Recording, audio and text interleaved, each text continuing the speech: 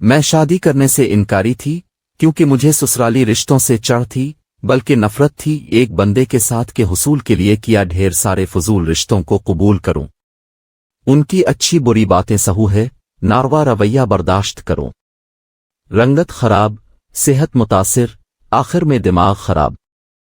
اس لیے میں نے فیصلہ کیا تھا کہ میں یوں ہی زندگی گزار دوں گی، آزاد، من پسند، پرسکون، لیکن ہوتا وہی ہے جو منظور خدا ہوتا ہے، ہونی کو کوئی کیسے ٹال سکتا ہے۔ یہ سب کہاوتیں میرے آنگن کی دہلیز پر جمع ہو گئیں۔ جب حیدر کا رشتہ میرے لیے آیا تو انکار کی گنجائش نہ تھی اور میرے گھر والوں نے مجھ سے ہاں کروا کر ہی دم لیا۔ میں اپنی آزادی یعنی رسالے پڑھنا، دیر تک سونا، موبائل اور انٹرنیٹ پر مصروف رہنا وغیرہ وغیرہ کے خاتمے پر سخت پریشان تھی۔ میں نے یہ فیصلہ کیا کہ میں خود کوستی ساوتری ثابت نہیں کرنا چاہتی۔ سسرالی رشتوں کو سر نہیں چڑھانا۔ وہ میرے گھر الفی تھے میرا ہاتھ مانگنے، میں تھوڑی گئی تھی ان کے گھر ان کے بیٹے کا ہاتھ مانگنے۔ کوکنگ میری گزارے لائق تھی، آملیٹ، ہاف فرائی اور بوائل ایگ میں بنا لیتی تھی۔ مزاج بھی بس ٹھیک تھا اور میں نے فیصلہ کیا تھا کہ میں ایسے ہی رہوں گی۔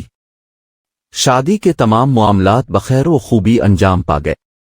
رسموں میں بدمزگی ہوئی، نہ حق مہر پر جھگڑا ہوا، نہ بری میں آؤٹ فیشن کپڑے رکھے تھے، نہ ہی ولیمے پر فضول میک اپ کرایا گیا۔ ہر چیز نفیس اور عمدہ تھی، پر میں اپنے ہی غموں میں گرفتار تھی۔ سسرال کے خلاف منصوبہ بندی میں مصروف تھی، کسی اور طرف دھیان نہ گیا۔ چند دن کے ناز نخروں کے بعد اصل زندگی کا آغاز ہوا تو میں نے گھر والوں کے 14 طبق روشن کر دیے، لگی لپٹی رکھے بغیر اپنا موقف بیان کر دیا، کچھ عملاً اور کچھ لفظاً۔ دراصل میں بلا ضرورت بولتی نہ تھی اور اس کا سبب میری کمگوئی نہ تھی، بلکہ میں صرف اپنی پسند اور اپنے مطلب کے لوگوں کو لفٹ کراتی تھی، ورنہ گمسم بیٹھی رہتی۔ اور میری ساس کو میری اسی خوبی نے متاثر کیا۔ اب جو دلہن کو کفن پھاڑ کے بولتے دیکھا تو یقیناً حیرت بنی بیٹھی تھی۔ ایک نند اپنے گھر کی تھی، ایک دیور اور ایک نند پڑھتے تھے، سسر اور میرے شوہر جاب کرتے تھے۔ خوشحالی تھی، پیسے کی ریل پیل میں خود کو بیڈ روم تک محدود رکھتی، کسی سے بات نہ کرتی، مجبوراً کلام کرنا پڑتا تو میرا انداز ایسا ہوتا کہ سوال کرتے تو جواب دیتی، میں سوال کرتی تھے۔ میرے پہننے اوڑھنے اور آنے جانے پر کوئی پابندی نہ تھی۔ میری امی جو میرے خیالات پر ہولتی اور ٹوکتی تھیں، اب مجھے اس طرح عیش کرتے دیکھ کر خوش ہوتی اور دعائیں دیتی تھی۔ آپ کی سوچ غلط تھی امی، میں کبھی آپ کو قالو نہیں کروں گی۔ میں ٹین ایج میں تھی جب امی سے یہ کہتی اور میں نے ایسا ثابت کر دکھایا تھا۔ اس کی وجہ میری دادی اور پھپھو کا امی سے ناروا سلوک تھا، بلکہ ظالمانہ کہنا زیادہ مناسب ہے۔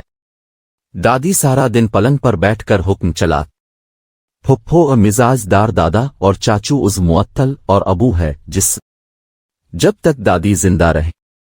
زندگی ایک سزا تھی۔ امی کے ملگجے کپڑے، بے رونق آنکھیں، بری حالت، ابو کو نظر نہ آتی۔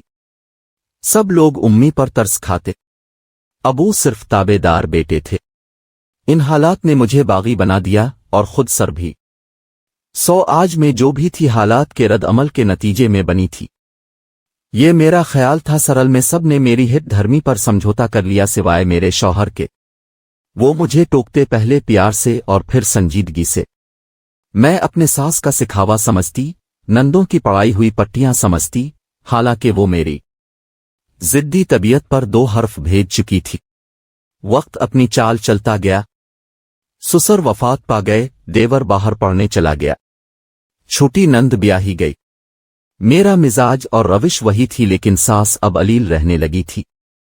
عمران کا سختی سے حکم تھا گھر کی طرف توجہ دوں۔ اب میں مارے باندھے کام کر لیا کرتی۔ 2 بچوں کے باوجود میری خوبصورتی قائم تھی، میں اپنی چھوٹی بہنوں سے کم عمر لگتی۔ ایک روز میں بچوں کی شاپنگ کرنے گئی تو نہ جانے دل میں کیا آیا، ایک جوڑا ساس کے لیے بھی خرید لیا۔ شال پسند آئی، وہ بھی ان کے لیے خرید لی۔ نہ جانے کیوں گھر آ کر ان کو جوڑا اور شال دکھائی۔ پہلے وہ بے یقینی سے دیکھتی رہی، پھر سر پر ہاتھ پھیر کر دعا دی۔ نہ جانے کیوں پہلی بار میرا دل سخت رقیق ہو گیا۔ شاید انہوں نے کبھی روایتی ساس بن کر نہیں دکھایا تھا۔ میں ان کے لیے پرہیزی کھانا بنانے لگی، ایسا اب میں خود ہی کرتی تھی بغیر عمران کے کہے۔ ایک روز اچانک ان کی طبیعت خراب ہو گئی، انہیں ہسپتال لے جانا پڑا۔ سیریس حالت تھی، سب پریشان میں بے حس اور لا تعلق۔ عمران نے کہا امی مجھے یاد کر رہی ہیں، میں ہاسپٹل گئی، ہم دونوں کمرے میں تنہا تھی۔ انہوں نے میرا ہاتھ پکڑ لیا اور اپنے پاس بٹھایا۔ زندگی میں پہلی بار ہم دونوں یوں فرصت سے بیٹھے تھے۔ امی اب سوپ پی لیں، میں انہیں سوپ پلانا چاہتی تھی۔ انہوں نے ہاتھ کے اشارے سے منع کیا، وہ کچھ کہنا چاہتی تھی۔ ان کے تاثرات بتاتے تھے میں مجبوری میں ہمہ تنگوش ہو گئی۔ میری شادی ہوئی تو میرا واسطہ روایتی سسرال سے پڑا۔ اب اپنی مظلومیت کی داستان سنائیں گی، میں نے بیزاری سے سوچا۔ سخت بد مزاج بلکہ کسی حد تک ظالم ساس کو میرا اوڑھنا تک پسند نہ تھا۔ میک اپ کا تو سوال ہی نہیں اٹھتا تھا۔ میں سردی گرمی لیلن کے 2 جوڑوں میں گزارا کرتی۔ ساس سالن خود بناتی، اپنی مرضی سے نکال کر دیتی۔ کبھی بوٹی ڈالنا بھول جاتی، کبھی پانی والا سالن میرا مقدر بنتا، کبھی میرے حصے کی روٹی ختم ہو جاتی۔ شوہر اچھے تھے مگر اپنے کمرے تک۔ سب کہتے ہیں ان میں جلتے توے پر زندگی گزار رہی ہوں۔ ہر وقت لڑائی جھگڑا، روک ٹوک۔ میرے دل میں ساس نندوں کے لیے بیزاری تھی اور نفرت شوہر کے لیے۔ میں بوریت سے باتیں سن رہی تھی، میری ساس آہستہ آہستہ بول رہی تھی، آنکھوں میں بے رنگ پانی تھا۔ آخر یہ مشکل، بلکہ بہت مشکل وقت گزر گیا۔ کیسے گزرا یہ صرف میں جانتی ہوں۔ پھر میں نے یہ فیصلہ کیا کہ میں ایسی ساس نہیں بنوں گی۔ رشتے اچھے برے نہیں ہوتے، ہمارے رویے انہیں اچھا یا برا بنا دیتے ہیں۔ اس لیے فیصلہ کیا کہ میں ایسی ساس نہیں بنوں گی۔ ساس کے وفات کے بعد بھی میرے دل سے ان کے لیے نفرت اور گلے ختم نہ ہوئے تھے۔ میں نے سوچا کیوں بیٹے اور بہو کی زندگی کے اچھے دن اپنے حسد اور جلانے کی نظر کروں۔ میں شاید اچھی ساس نہ بھی بن سکوں مگر اچھی انسان تو بن سکتی ہوں نا۔ میں نے اپنی بیٹیوں کو بھی گھریلو سازشوں سے دور رکھا تھا۔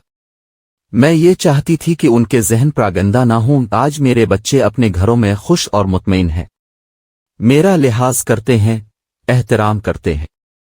مجھے یقین ہے کہ مرنے کے بعد مجھے اچھے الفاظ میں یاد رکھیں گے۔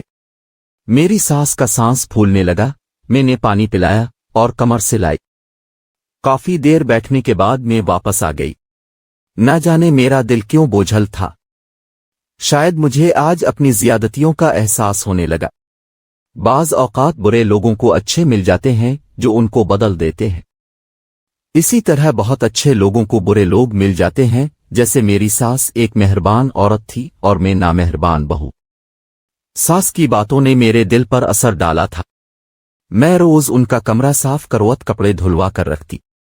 اب میں ان کا بہت خیال رکھوں گی، یہ بات میں روز تہیہ کرتی۔ ان کے مثبت رویے نے میرا دل بدل دیا تھا۔ میں بہت سی لڑکیوں کے مقابلے میں خوش اور مطمئن تھی، تو اس کا سبب میری ہوشیاری نہیں بلکہ ان کا غیر روایتی رویہ تھا۔ چوتھے دن پتہ چلا ان کا انتقال ہو گیا ہے۔ میں بہت روئی تڑپی۔ ان کی محبتوں کا احساس ہو گیا تھا یا اپنے پچھتاوے مار رہے تھے۔ سب کہتے تھے ایسی بہو کبھی نہیں دیکھی، بیٹیوں جیسی محبت کرتی تھی۔ نند رو رہی تھی اور مجھ سے دور دور تھی۔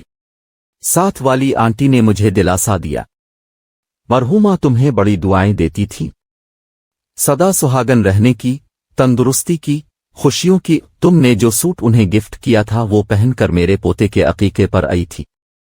نہ جانے کیا کیا کہہ رہی تھی۔ میں برستی آنکھوں سے ان کا چہرہ دیکھ رہی تھی جو دھندلا رہا تھا۔ میرے سسرالی بے قصور تھے، شاید یہ خون اور فطرت کا اثر تھا جو مجھ میں دادی اور پھوپھو کی طرف سے آیا تھا، جن پر میری ماں کی خدمت اور اچھائی کا اثر نہ ہوتا تھا۔ کاش اگر یہ وقت نہ گزرا ہوتا تو شاید تلافی کی صورت ممکن تھی۔ میں اچھی بہو نہیں بن سکی یہ حقیقت ہے، مگر اچھی ساس ضرور بن سکتی تھی۔ کبھی بھی آنے والی لڑکی کے لیے یہ میرا فیصلہ تھا۔